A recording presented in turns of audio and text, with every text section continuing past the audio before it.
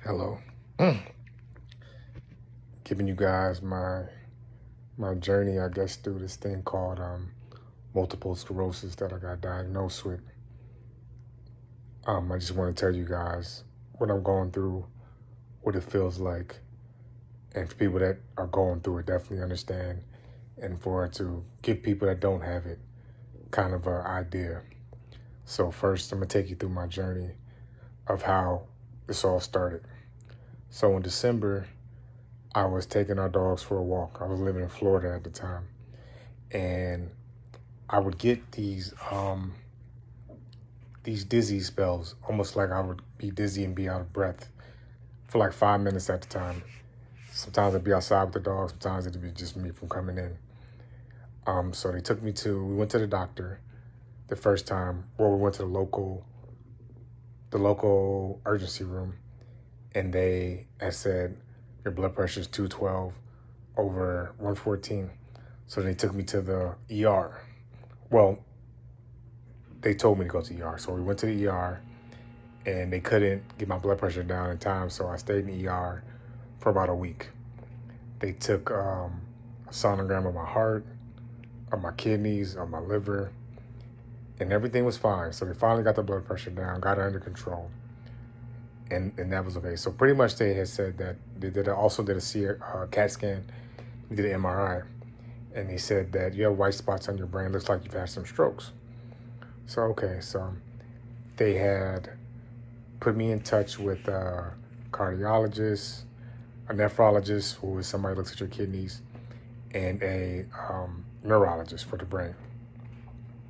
So after that, put me on medication, go home, everything is okay. So that's for like the first month up until January. So in January, my right hand starts to tingle. Um, it's weird. It just, I couldn't, it was a tingling sensation in my right hand. And my right foot, like a little tingling sensation in my right foot. I didn't think anything of it. So I told my nephrologist what's going on. He said, probably need to go back to the ER. So the pain kind of went away. I was like, okay, so that was fine. So around February, the weekend of President's Day, I went in to the ER in Niceville, Florida, and they did another MRI. And they said, hey, looks like it could be MS because they found a lesion on the right side of my brain. So once they found that, they transferred me over to Fort Walton because they didn't have enough neurologists to kind of be there to take care of me there. So I went to Fort Walton, went there, took another MRI, and they were like, it looks like everything's fine. The doctor had came in, told me that, hey, it looks like it's probably just something to do with a stroke.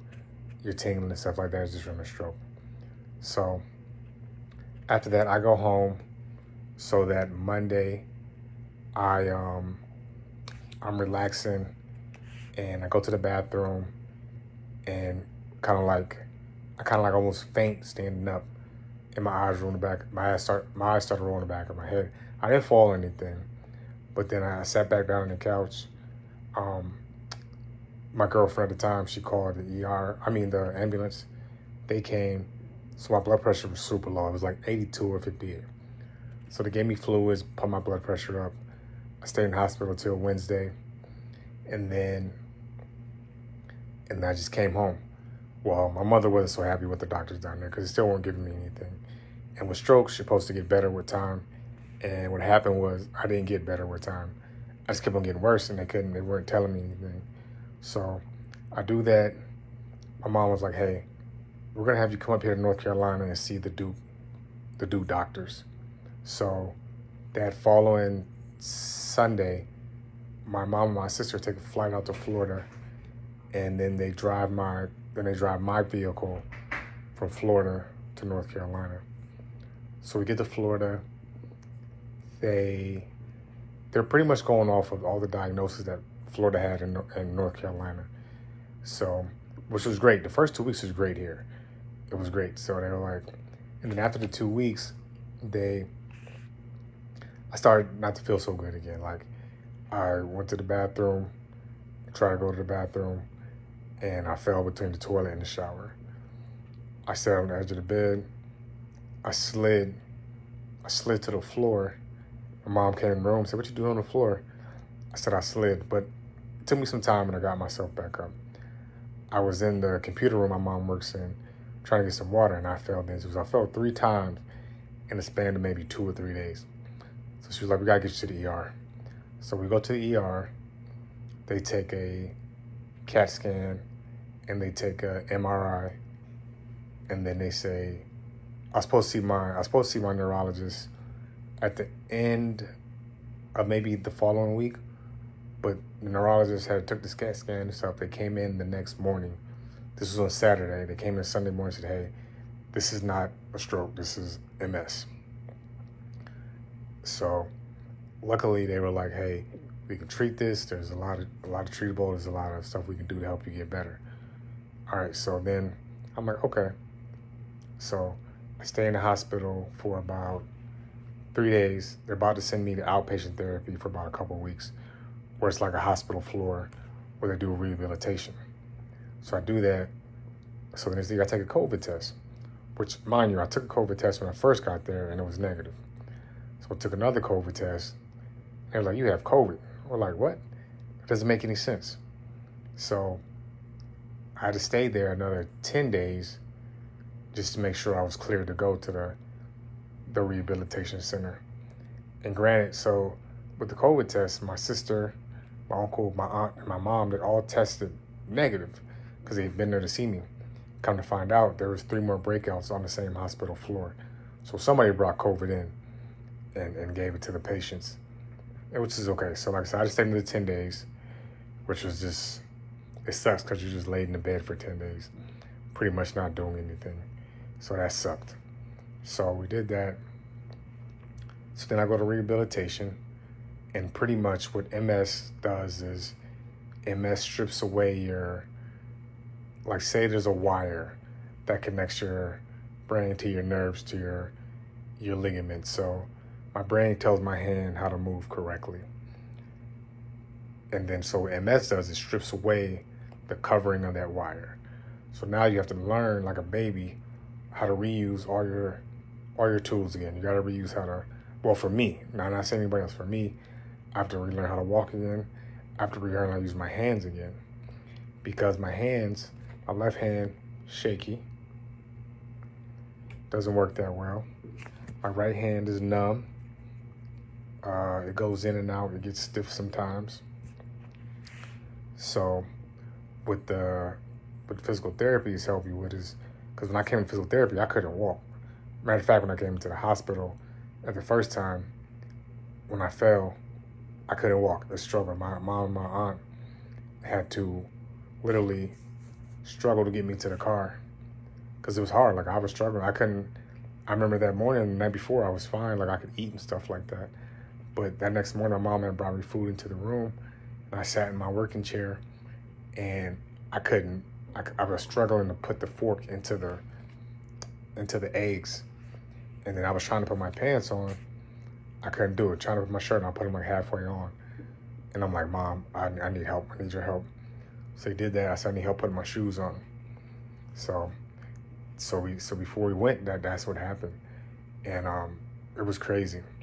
So back to the rehabilitation. So I went to rehabilitation for about 4 weeks after I got out the hospital, which was cool. Like I said, I kind of like taught me how to rewalk, a little bit how to learn my motor skills, taught me how to shower.